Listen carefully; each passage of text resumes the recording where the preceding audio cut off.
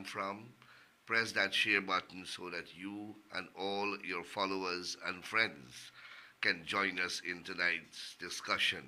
I see Viva Deo Saran, Jagdeep, Fred Ramlagan, Shamo Gir, Nalini Naidu, Kumar Singh, Rajendra Etwaru, Basil Siraj, Bibi Shabira Hussein, and so many of you are already on this live from across the globe.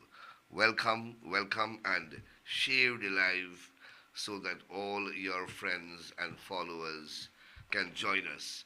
And use the comment section to voice your views, ask your questions, express your thoughts, but no insulting and no racism.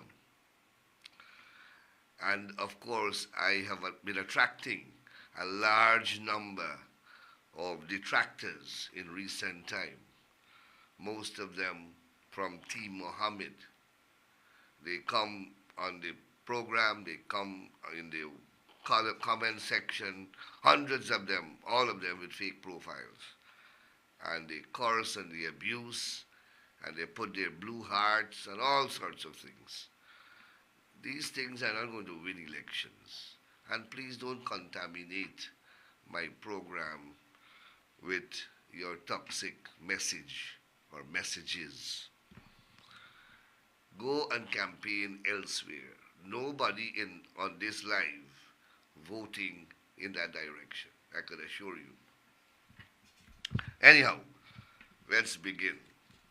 And as the election campaign intensifies, we continue to hear from different political parties. And what I want to focus on tonight is what I consider to be outlandish messages, ridiculous outpourings, incredulous promises that continue to be made by political parties and political leaders on the campaign hustings. Now, every political leader has freedom of expression and has the right to promise whatever he or she wishes. Whether the electorate believes them is a matter for the electorate. But what I find objectionable is the level of the promises, the quality of what is being said. Now, we are an educated people. Our population is no longer, as some may think, incapable of detecting what is reality and what is surreal, what is ludicrosity and what is fair and reasonable, what is credible and what is incredulous. I believe that a large majority of our population is capable of at least making those distinctions and deciphering those differentiations. And as a collective, our electorate must take a position. And I would like to see that happen at this election. That our electorate must deal condignly with politicians who disrespect them by making these outlandish statements and making these incredulous promises. I believe that a political leader who does that has no respect for the people to whom he is speaking. He either thinks that they are extraordinarily gullible, and that he is smart, or he simply intends to deceive them. I don't know which one is worse, but on either basis, the electorate should take a position and react. An electorate has the most effective way to react, and that is not to vote for a politician who continues to insult their intelligence. Because that is what these politicians are doing. They are insulting the intelligence of the electorate, or they simply think that you are incapable of seeing through the plain deceit that they are trying to perpetrate against you. And either of those things amount to mental abuse. Either of those things amount to mental abuse. And politicians, political leaders have a responsibility not to violently abuse the electorate in that manner. And if they don't care, then the electorate has a remedy. And I invite you, come September the 1st, I invite you to use that remedy. And that remedy is your vote. Use it. Politicians must stop this level of brazen stupidity and dotishness. They must stop. And it is only the electorate can make them stop. So against that backdrop, I want to highlight a couple of things. And I want to begin with Leader of the Opposition's statements, which he made apparently at Buxton Emancipation Celebration, in which he said that he told the EU observers that if the PPP believes that they would rig these elections, they wouldn't like the outcome. We will not allow them to rig the elections. Now, why would Mr. Norton, leader of the PNC, choose to make that type of statement, having regard to the undisputed fact backed up by volumes and volumes of incontrovertible evidence that his party, the People's National Congress, rigged elections repeatedly in this country. 1968, they rigged. 1973, they rigged. 1980, they rigged. They rigged the referendum to bring in a new constitution. They rigged in 1985. They rigged so massively that they gave themselves over a two-thirds majority, beginning from 1973. In 1985,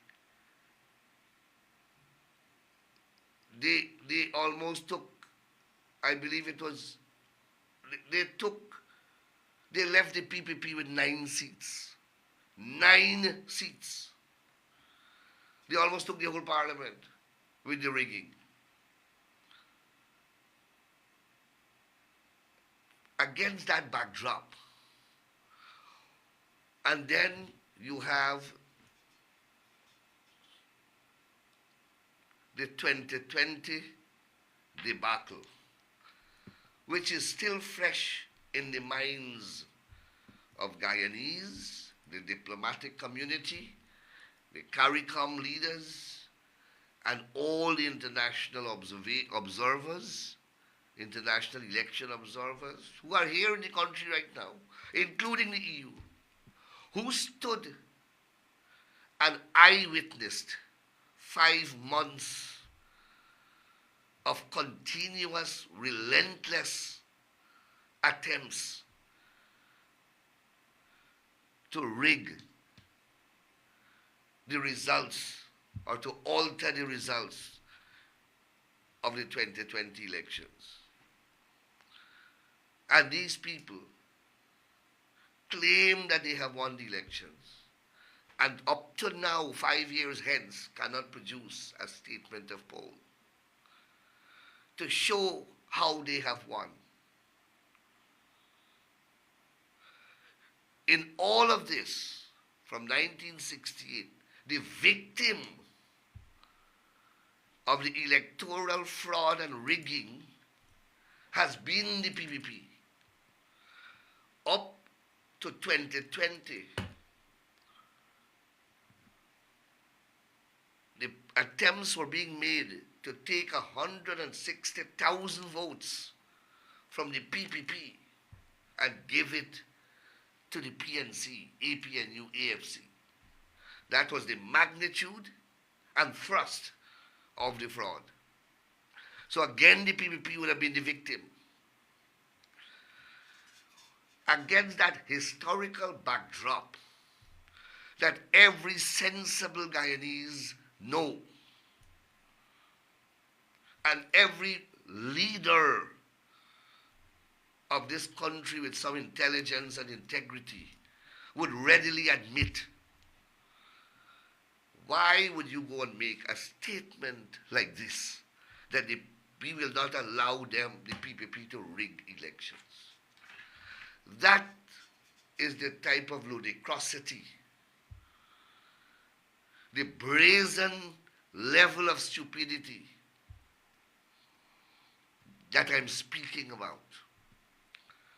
And that is why I said last night in Enterprise that this level of deceit and dotishness must be removed from our political landscape. We are a better people than this. We deserve better than this on an election campaign. And I'm inviting voters to punish political leaders who descend to this level of dotishness, or who would like to insult their intelligence to such an extent, or who has such a massive disregard for the intellect of you, the voter. All those, whichever variable you choose, I would like to see that come 1st of September 2025, our electorate teach politicians a lesson so that next elections and just after this election, we will have issues, constructive engagements, issues being canvassed in electoral campaigns, developmental plans being debated, job creation being issues, poverty reduction. That is what I want to hear. Campaign based upon those principles, not this hogwash that you are being bombarded with day in, day out.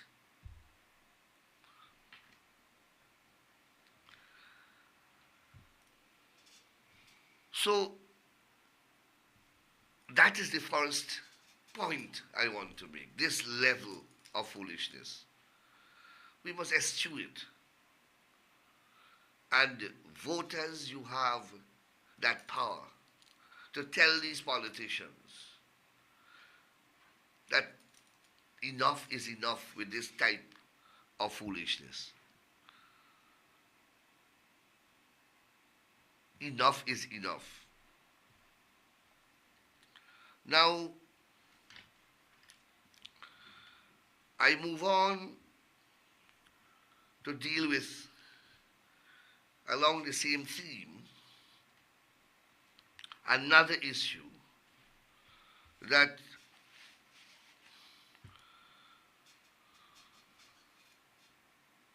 is equally being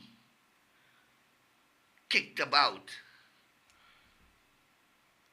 as a political football. And it is this extrajudicial killing that the PPP is constantly being accused of. And the cry for justice against the PPP by opposition politicians, APNU in the main, and AFC. And I want to examine it a little tonight.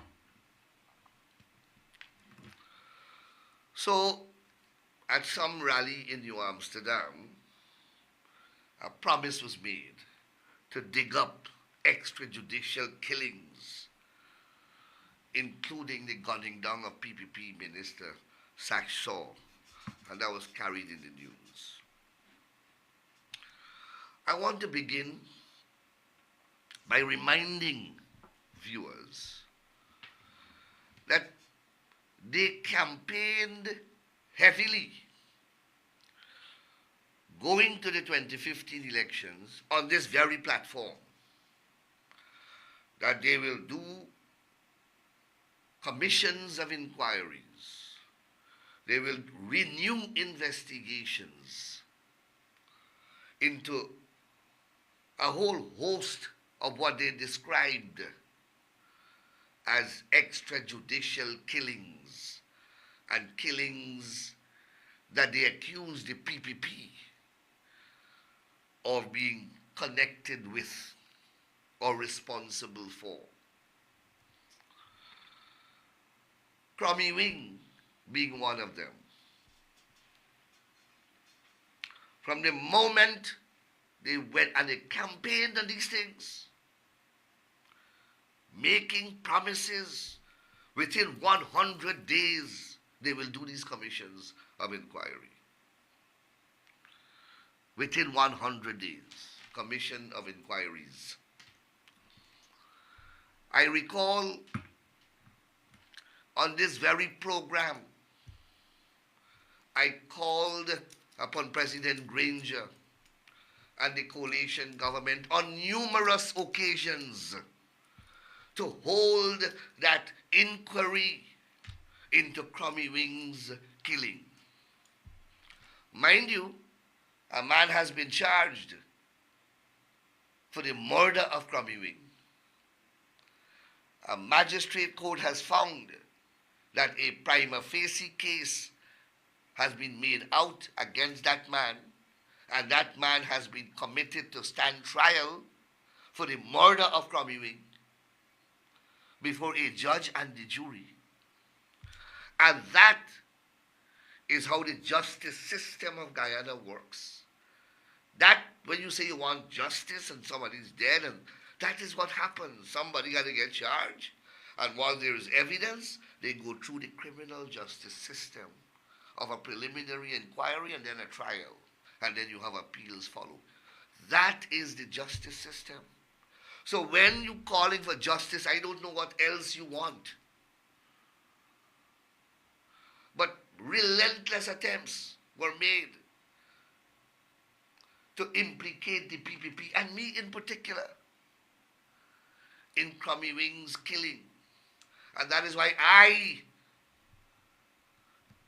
bit the bullet and I called upon them on this program, and I wrote it in many unruly horse articles calling upon them to hold the inquiry. They never did. But up to today, they hold up these killings like a badge of honor on their shoulders. And they make great political rhetoric of it. They want justice for Crummy Wing. They were in government. David Granger, the president, on the 5th of December 2019, while appearing on a Hits and Jams radio show, Hot Seat, cited the lack of evidence and witnesses as the reasons why inquiries have not been held into the killing of persons following the 202 jailbreak and the ensuing crime waves.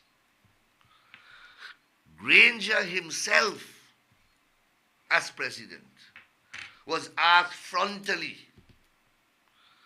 about this long line of extrajudicial killings that they spoke about when they were in the opposition, that they promised that they will inquire into.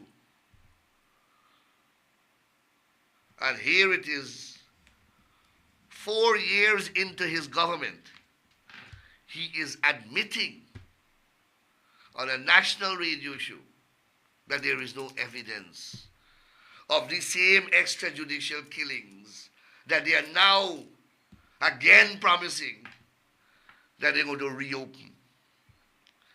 This level of duplicity, this level of deceit, this level of rank dotishness is what I am speaking about. Right here. This is it.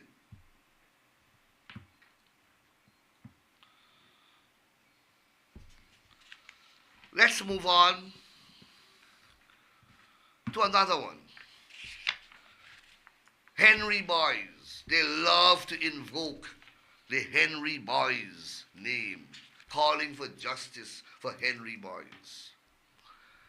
Henry Boys were horribly killed and their bodies mutilated in the backlands of West Berbice.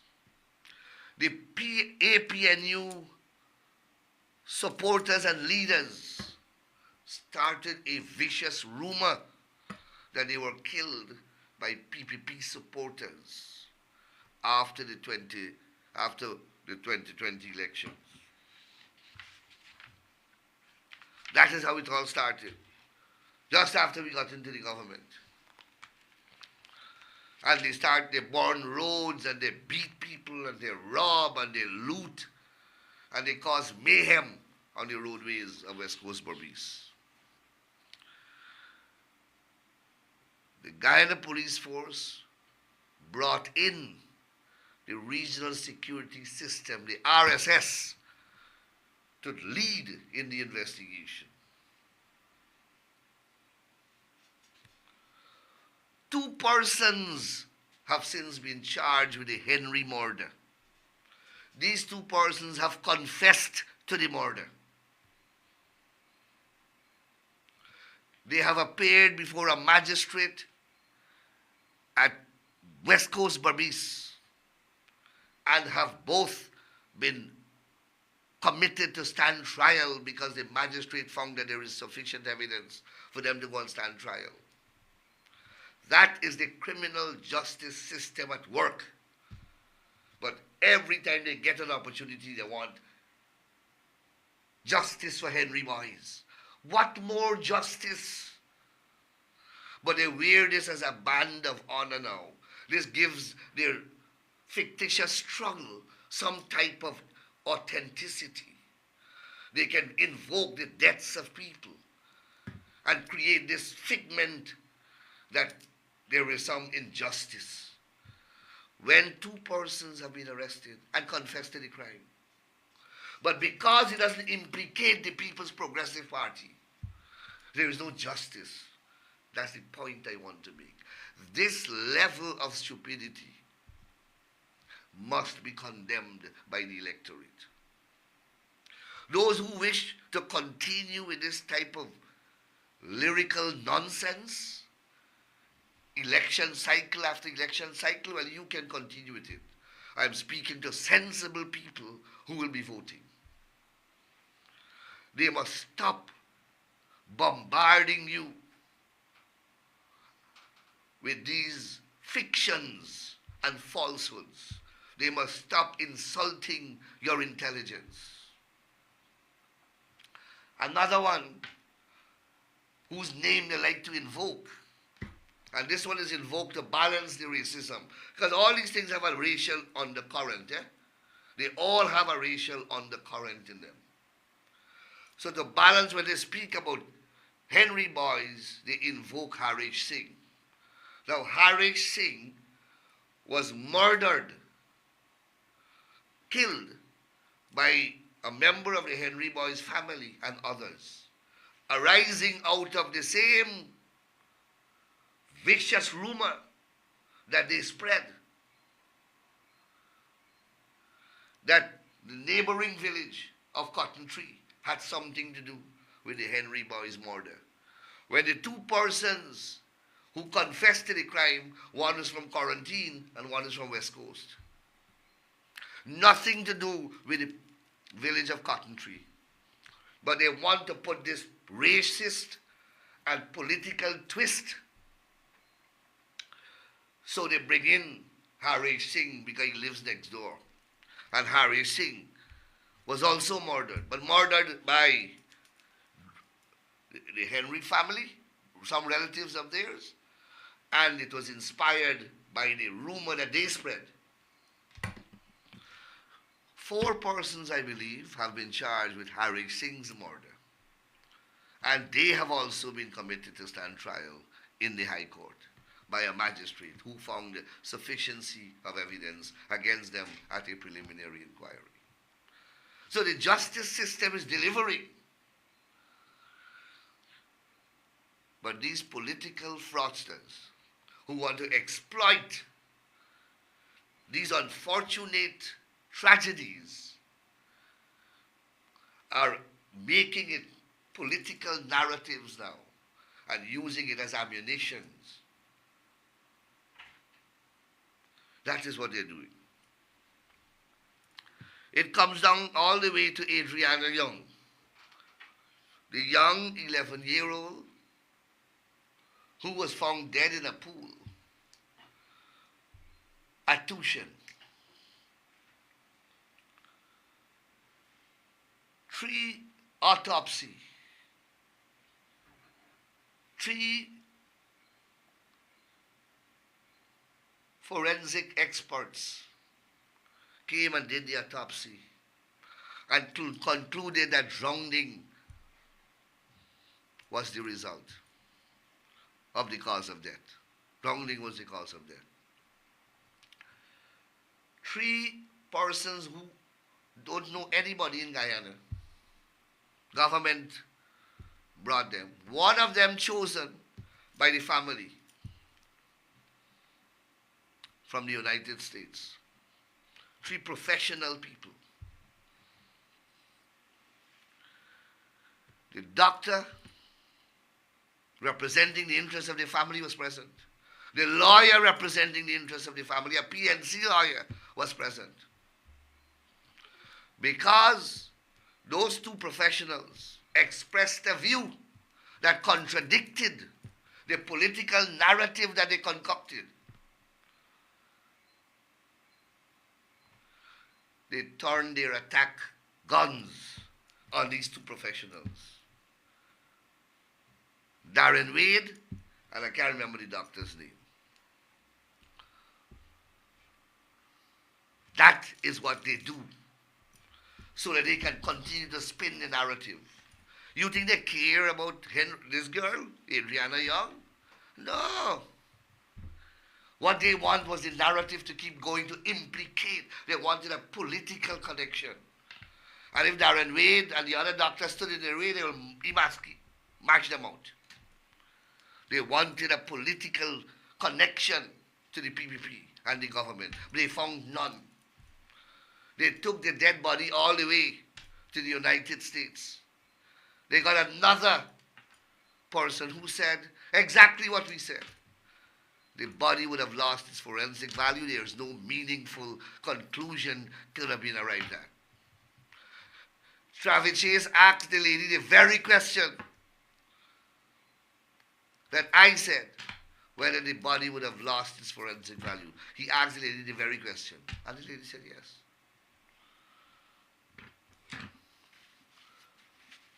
So that failed. They didn't get to connect the government. They didn't get to connect the PPP to that killing. We brought in an expert from the Royal Mounted Police of Canada who conducted the investigations and found nothing incriminating. No sign of violence. The body doesn't have it. All the forensic pathologists said that.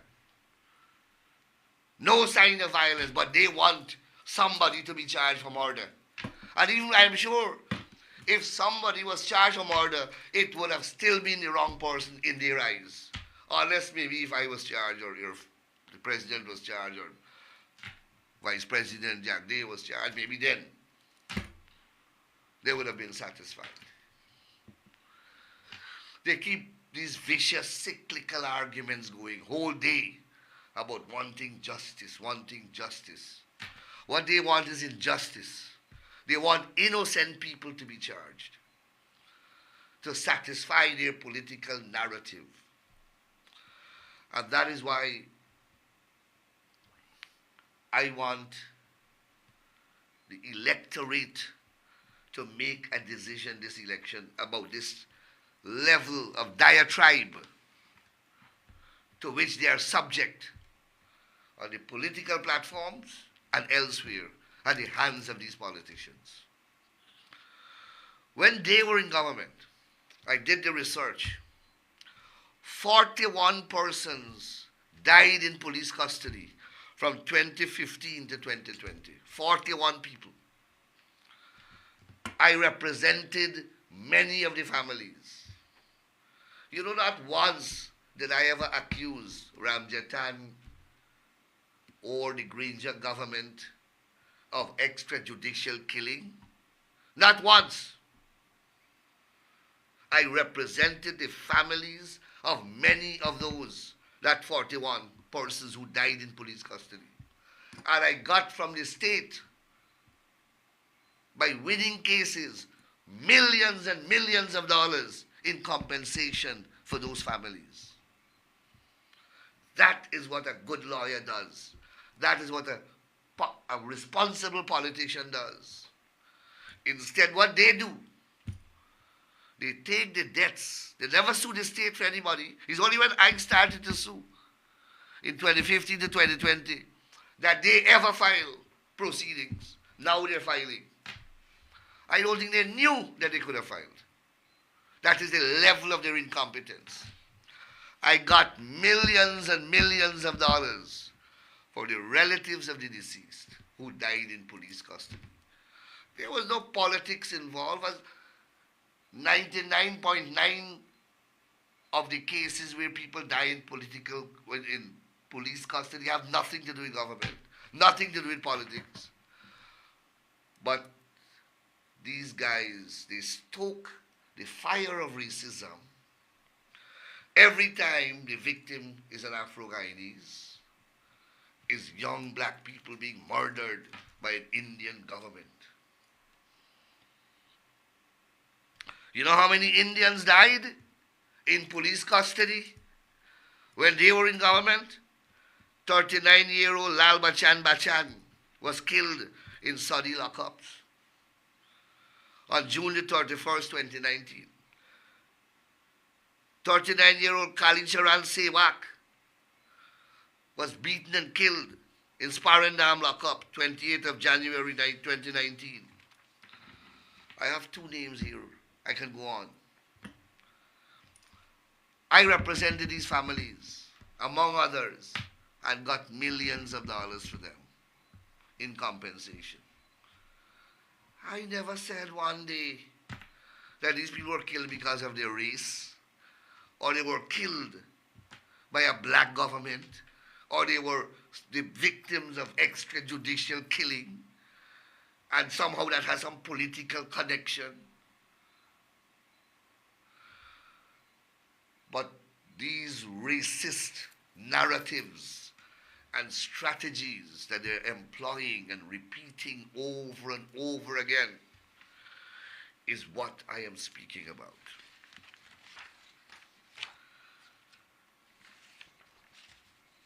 Let us go to the extrajudicial killing that they're speaking about and how it started.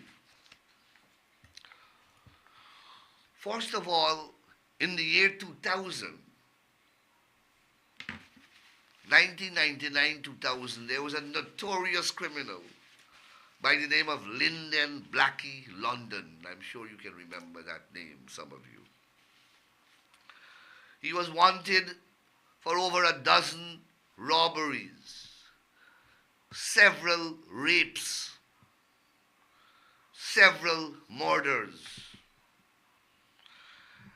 And he engaged the police in a hotel in Eccles in a gunfight. He was in the hotel and the police got information that he was there. And he was firing at the police. And the police fired back. And he got killed. They made him into a martyr. Rather than compliment the police for taking out a wanted man who was firing at them. Lethal fire. The police fired back and killed him, as every competent policeman should do when under fire. They took his body, described him as Robin Hood. You know who is Robin Hood?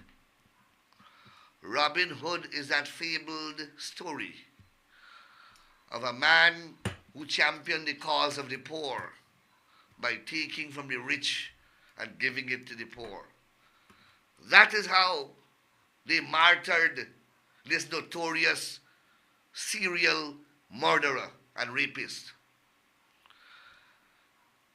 That he was taking from Guyanese who were well off and giving it to poor people. I don't know who he was giving it to. I don't know. I never knew that he ran any charitable scheme anywhere.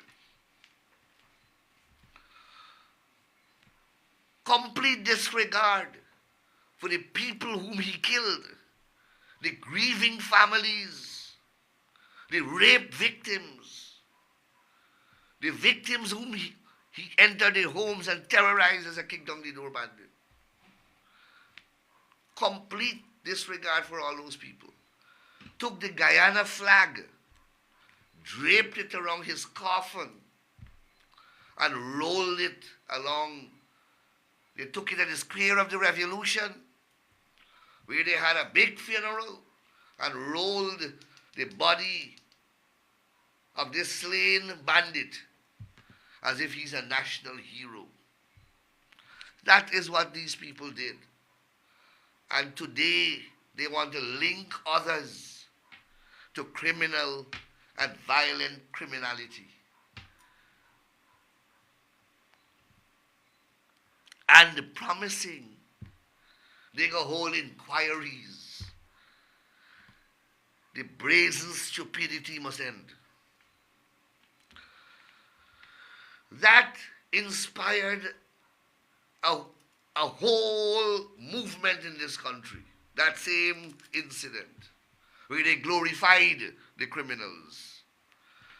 And a jailbreak soon happened, in which 5 persons escaped the Camp Street prison. They killed a young prison officer and nearly killed another. And these 5 bandits opened a reign of terror in this country never witnessed before and after. They were hiding out in Buxton, held the village of Buxton at ransom. They were raping people's daughters during the day And in the night, they were killing businessmen. They were kidnapping businessmen. They shot and killed dozens of police officers. The police force lost many, many officers through death and through resignation because of the attack that they were facing at the hands of these bandits. A Guyanese was being killed per day. And every week there was a kidnapping with millions and millions of ransom money being paid. And invariably, the victims were of one race. Many leaders of the PNC were seen, and it was widely rumored, were seen going into Buxton, and it was widely rumored that they were meeting with these bandits in the backlands of Buxton. Leaders of the PNC, and one of them who went and was a founding member of the AFC. I lived in this country. We lived through all of this. A couple hundred people were killed, including law enforcement officers, victims of crimes, persons who get killed in crossfires between bandits and other people. And this lasted for several years. Leaders and supporters of the PNC, leaders and supporters of the PNC were publicly hailing these escapees as freedom fighters. They call them freedom fighters openly on TV. The same PNC, the same APNU, when this country was under siege and people were dying like nits at the hands of these bandits, they were saluting them as freedom fighters. Never condemned the violence as a major political party, giving mixed signals at best. All these persons who died are the very people that they are saying are the victims of extrajudicial killing. And they're putting that at the feet of the People's Progressive Party. And that is what they're churning out as campaign material now. These people are sadistic. That is why they couldn't hold the inquiry. What are you going to hold the inquiry? Half of them will go to jail. But we are going to hold the inquiry. The General Secretary of the People's Progressive Party, who was the president during this period, is accused of being responsible for all of this. And we had already prepared in terms of reference, but we had to go to elections. We will deal with it. We will deal with it. The PLC, don't worry. We will get to the bottom of it. And we will know who were responsible for the extrajudicial killings. The Stabrook News did a documentary. Stabrook News did a documentary. And dealt with all the people who they were saying were extrajudicially killed. You know, people got knocked down on the road. I know a man who got electrocuted. I know a man who got electrocuted on a plucking machine during that period. And they have him as being extrajudicially killed. They just compile a list just like that to give their struggle authenticity, their struggle authenticity, this fictitious struggle that they fabricated. And then you're talking about actual involvement in criminal conduct. And we have the story of Brian Hamilton, where after he was killed, Nigel Hughes was seen at the scene of the crime removing a tape that ought to have recorded what transpired, and said that the police gave him permission to remove that tape.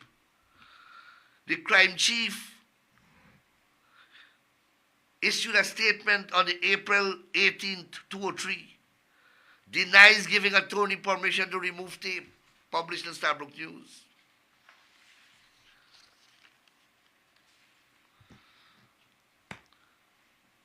Then let's go on. During the Walter Rodney Commission of Inquiry, the evidence of that commission revealed that a cache of high-powered arms and accompanying ammunition were handed over by the army to the Young Socialist Movement, the youth arm of the PNC. Those weapons, bearing the same serial numbers, were subsequently found in the hands of bandits who robbed a bank at Rose Hall in 2006. The Walter Rodney Commission of Inquiry brought that out. That's evidence under oath. An international commission of inquiry. The army during the PNC handed the ammunition and arms to the YSM, and those very ammunition, those very arms were found in the hands of bandits who robbed a bank in Rose Hall.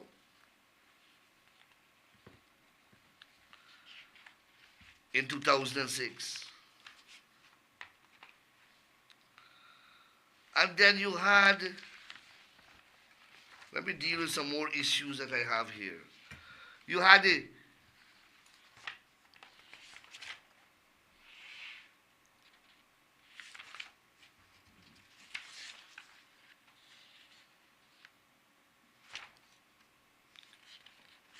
one second. Then in February 27, 2006, February 27, 2006, we all heard a conversation between the sitting Attorney General. No, he was not Attorney General. He was a member of Parliament, and the sitting Commissioner of Police, Winston Felix at the time.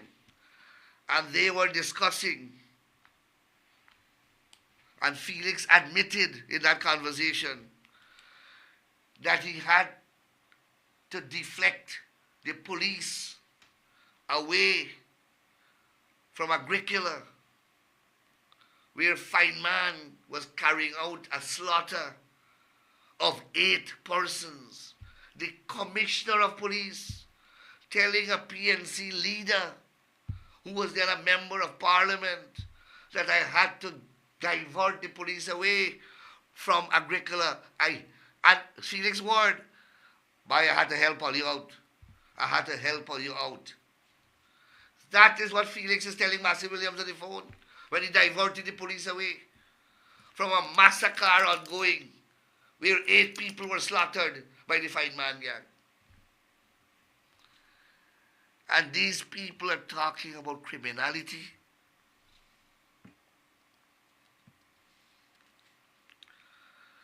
And then we had the criminal violence that was unleashed in October 2012 when Nigel Hughes threatened the President Ramotar to dismiss Home Affairs Minister Rohi because the police had shot somebody in Agricola, and said that if the president doesn't dismiss Rohi as his minister, he is going to cause mayhem. And mayhem he caused. He called out the people out of Agricola to block the road, burnt, beat people, molest women, sexually assaulted young girls, discommoded thousands of commuters. People couldn't go home for that day and that night. And these guys want to speak about violence, there, I'm going to deal with it in the conclusion. And then you had the Lusignan massacre murder trial, where the foreman of the jury was banned for life because it was found out that he was a long-standing client of Nigel Hughes, who appeared for the accused in the Lusignan massacre trial, the murder of 11 people, including women and children, in their sleep. Significantly, the judge held an inquiry, a special inquiry, where he asked every member of the jury, whether they know the accused lawyers or they know the prosecutors.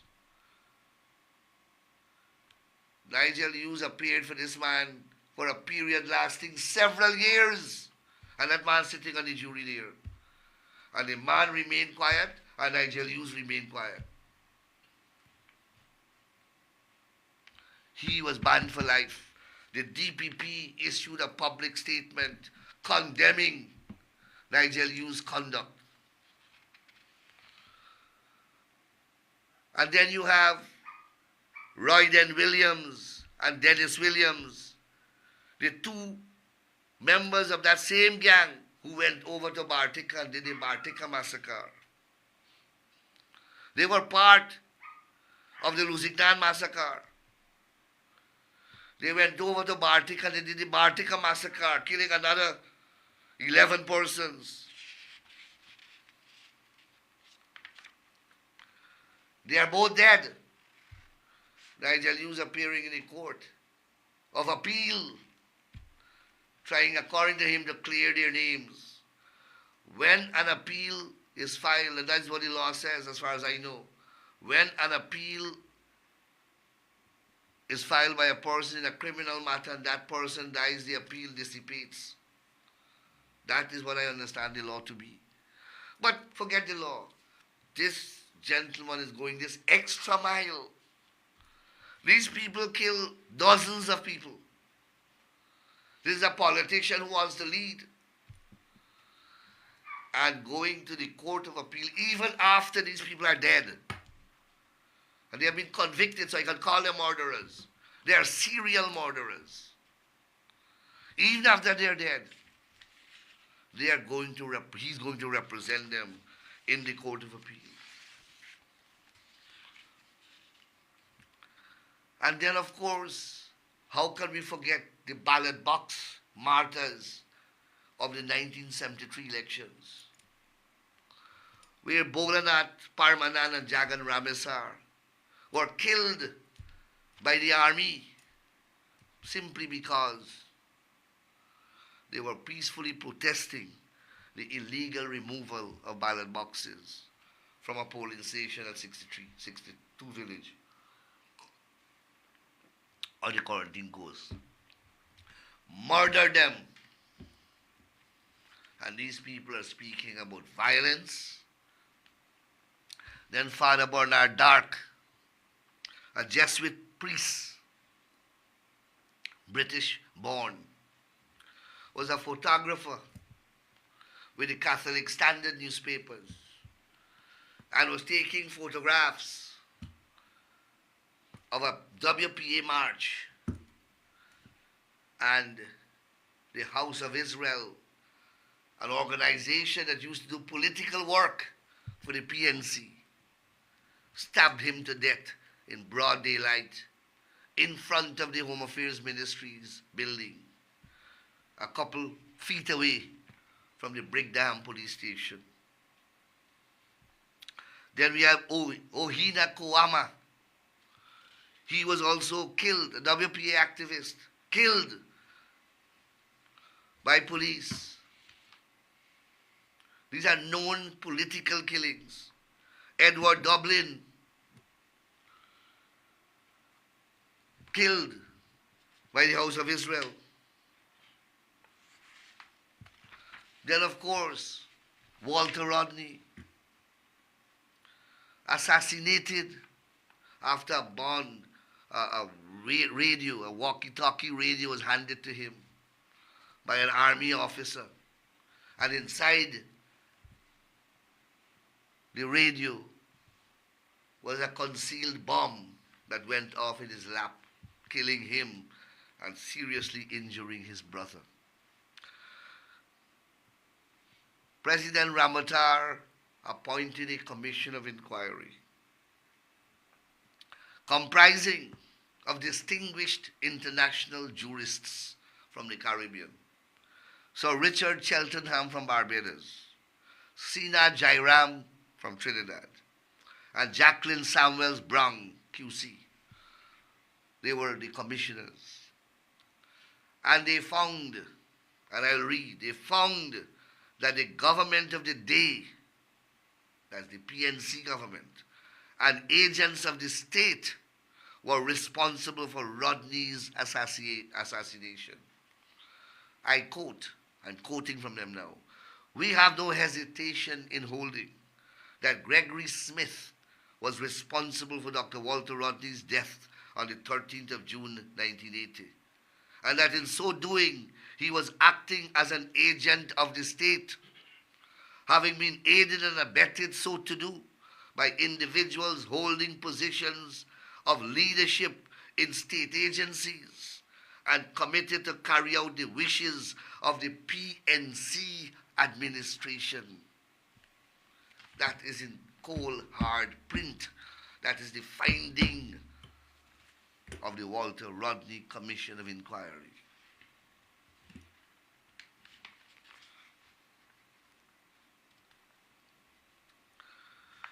So, my friend, I come back to this narrative that they are spewing. If this is their record, and everything that I've said here, I can verify. And it is verifiable easily. All of the information I gather here, they are in the public domain that I just disseminated. All in the public domain. You have not heard anything that is not out there. If that is your background and that is your track record, then why are you insulting people's intelligence by saying that when you get into government you're going to do these things, when knowing full well you can't do these things? In fact, I thought that I would spend tonight, a large part of tonight's program, in examining the track record of these persons, these politicians and these political parties on the issue of violence and extrajudicial killings. Because I am tired of hearing about who wants justice and this one not getting justice. Quindon Bacchus is another name. A policeman was charged for the murder of Quindon Bacchus. One was charged for manslaughter for Quindon Bacchus.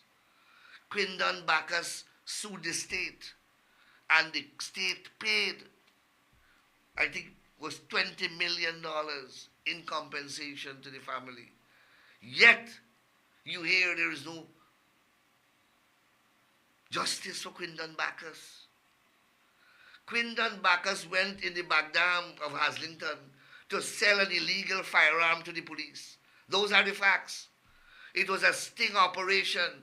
He was not no church boy. He went there to sell an illegal gun to the police. And something went south. And they started to shoot each other. And that is how he got killed. But people have been charged with murder and manslaughter. So how are you not getting justice? They're not getting the justice because they want a political connection to be made to these killings, and there is none. And that is what they have been doing to all these tragedies. They convert them into political football, and they have people on the streets burning, beating, and looting. That's what they did with Quinton Bacchus, and that's what they did with Adriana Young. And the people of this country, come September the 1st, must take advantage of that and tell these politicians once and for all that you will not tolerate their abuse, their mental abuse of you. You will not tolerate their manipulation of you. You will not become their political football anymore. That is my appeal to you here tonight. Or you can continue to be abused if you wish. The matter is a matter for you. I would have done my job and my sense of duty as a citizen to try to persuade you against it. Thank you very much. I want to thank you for spending the past hour with me. I think we have covered a lot of important issues. And I'll be back on the campaign trail from tomorrow. See you. Follow us on Facebook. Attend our meetings. The meetings are getting larger. The energy level is great. And we are cruising on our way, but no need for anyone to become careless, complacent, arrogant, or overconfident. One step at a time, and we have to do the work. Thank you very much, and I'll see you next week.